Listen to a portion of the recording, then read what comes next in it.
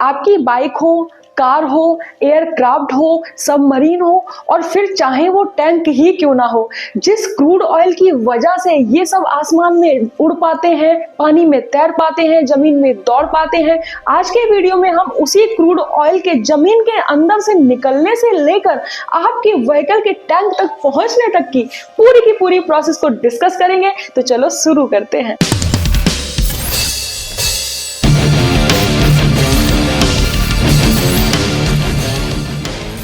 तो आज से लाखों साल पहले जो मिडिल ईस्ट वाला रीजन था वो एक बहुत ही बड़े ओशियन से घिरा हुआ था, जिस ओशियन का नाम था टेथिस सी।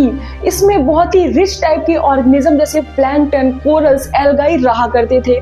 जैसे जैसे ये ऑर्गेनिज्म मर गए वो ओशियन की ऊपरी लेयर पर इकट्ठे होते रहे और over the period of time tectonic plate के शिफ्ट होने की वजह से ये जमीन के अंदर धंस गए और यही कुछ सालों के बाद में क्रूड ऑयल में कन्वर्ट हो गए। तो जाहिर है यही कारण है कि मिडिल ईस्ट में इतने ज्यादा ऑयल रिजर्व्स देखने को मिलते हैं।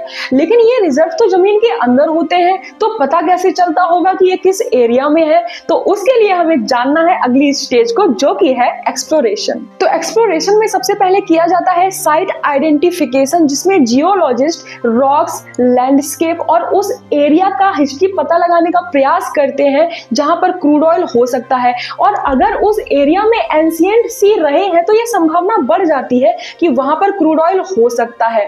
इसके अलावा जियोलॉजिस्ट सैटेलाइट डेटा का भी प्रयोग करते हैं उस लोकेशन का पता लगाने के लिए जहां पर क्रूड ऑयल हो सकता है। साइट आइडेंटिफिकेशन के बाद सेस्मिक सर्वे परफॉर्म किए जाते हैं, जिनमें अल्ट्रासाउंड वेव्स को जमीन के अंदर भेजा जाता है। अगर ये waves different kind of rock से टकराकर वापस आ जाती हैं तो कंप्यूटर की मदद से एक डिटेल्ड स्ट्रक्चर तैयार किया जाता है और उसी से ही पता लगता है कि ऑयल रिजर्व कहां पर हो सकते हैं। सिर्फ इतना ही काफी नहीं है, इसके अलावा exploratory wells companies exploratory wells sink करती हैं जो कि जमीन के बहुत अंदर तक जाता है। और अगर इन वेल्स के थ्रू क्रूड ऑयल ऊपर आ जाता है तो ये कंफर्म हो जाता है कि वहां पर ही क्रूड ऑयल है। हमें ये तो पता चल गया कि क्रूड ऑयल है कहां पर, लेकिन अब इसे निकालना भी तो है, जिसके लिए हमें अगली स्टेज पर जाना पड़ेगा, जो कि है एक्सट्रैक्शन।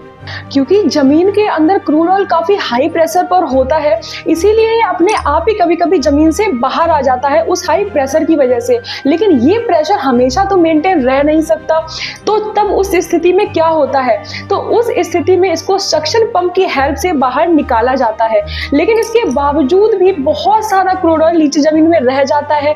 फिर क्या होता है? तो फिर जरूरत पड़ती है इनहेंस रिकवरी टेक्निक की, जिसमें पानी और नेचुरल गैस का यूज करके इसको बाहर निकाला जाता है। जिन ऑयल फील्ड से क्रूड ऑयल को निकाला जाता है वो स्टील और मशीनरी के बहुत ही बड़े शहर की तरह नजर आती है, जैसे सऊदी अरेबिया का घागर ऑयल फील्ड, जो कि बहुत ही ज्यादा बड़ा है।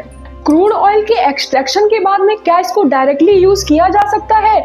तो बिल्कुल भी नहीं। इसको यूजेबल बनाने के लिए इसको एक लास्ट स्टेज से गुजरना पड़ता है, जो कि है रिफाइनिंग। तो इस प्रोसेस में सबसे पहले परफॉर्म किया जाता है फ्रैक्शनल डिस्टिलेशन, जिसमें कि एक टावर होता है और इस टावर में क्रूड ऑयल को उस पॉइंट तक गर्म किया जाता है जब इसमें वेपर निकलने लगे। जब इसमें वेपर निकलने लग जाती है तो क्रूड ऑयल के कंपोनेंट अपने अपने बॉइलिंग पॉइंट के आधार पर सेपरेट होने लग जाते हैं। टावर के टॉप पर एलपीजी और गैसोलीन देखने को मिलता है, मिडिल में पेट्रोल और कैरोसिन देखने को मिलता है, जबकि बॉटम में बिटुमिन देखने को मिलता है। फ्रैक्शनल डिस्टिलेशन के बाद में क्रैकिंग और रिफॉर्मिंग प्रोसेस का यूज करके क्रूड ऑयल के कंपोनेंट की एफिशिएंसी को बढ़ाया जाता है, जिससे कि हंड्रेड्स ऑफ कंपोनेंट निकलकर सामने आते हैं, जैसे diesel, gasoline, kerosene, plastic fertilizer, jet oil, cosmetic, detergent, bitumen. तो रिफाइनिंग के साथ साथ इस वीडियो का भी अंत होता है। तो अगर आपको क्रूड ऑयल की पूरी प्रोसेस वाला ये वीडियो इंटरेस्टिंग लगा हो, अच्छा लगा हो या बहुत ही अच्छा लगा हो, तो इसको एटलीस्ट एक इंसान के साथ में तो जरूर ही शेयर कर लेना है, जो कि आपको पता ही है। Thank you so very much. Radhe Radhe सभी को।